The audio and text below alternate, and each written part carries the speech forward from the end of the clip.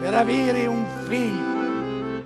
Nino e Minica avevano una sola angustia, o signoruzzo.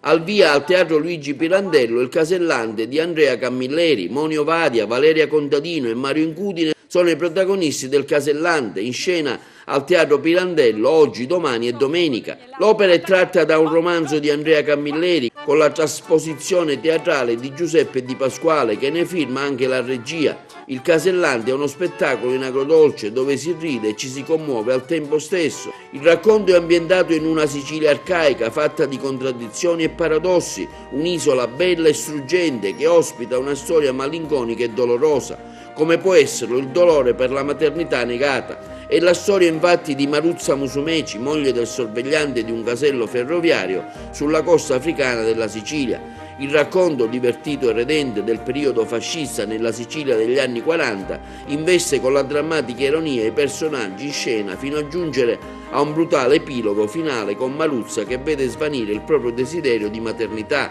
con il conseguente tentativo di metamorfosi della protagonista che vuole trasformarsi in un albero. Ancora una volta in questo romanzo Andrea Camilleri si fa trarre dal mito della cultura greca e racconta appunto la tentata metamorfosi. Nello spettacolo infine il linguaggio teatrale di Camilleri, fatto di onologismi, di sintassi fuori dalle righe, di un dialetto siciliano originale, introduce immediatamente lo spettatore nell'atmosfera irridente, vernacolare e grottesca della piazza di un paese della Sicilia dove si rimureggia su tutto e su di tutti.